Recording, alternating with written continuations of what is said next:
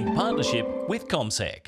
And a very good morning, Tom Piotrowski over at CommSec. It's Monday morning. You feeling joy today, Tom? Look, I suppose in a contained fashion piece, as much joy as Monday morning can deliver, I'm experiencing that. So there'll be less joy this morning where the ASX 200 is concerned relative to Friday. We're just going to be off the boil a little bit by 0.5%.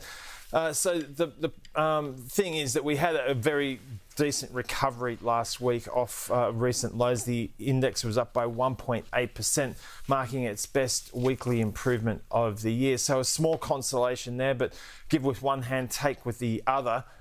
We've got an important week of events to navigate over the course of the next couple of days. We've got monthly inflation numbers at home. We've got an important measure of inflation in the US, but to be candid, it's less an inflation story at the moment, and it's more about how the growth side of the equation is holding up. So that was a little bit of a bugbear for US stocks on Friday.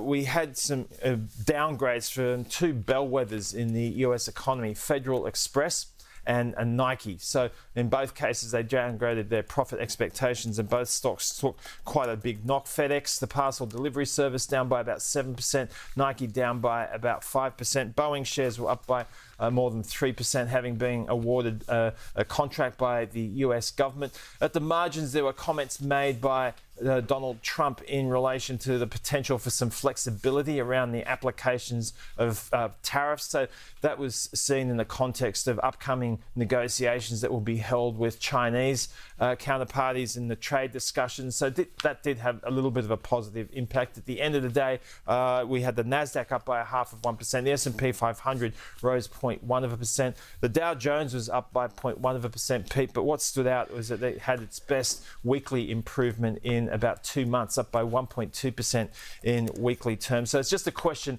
of how we continue to get through this consolidation phase as far as equity markets are concerned globally at the moment. Okay, Tom, thank you.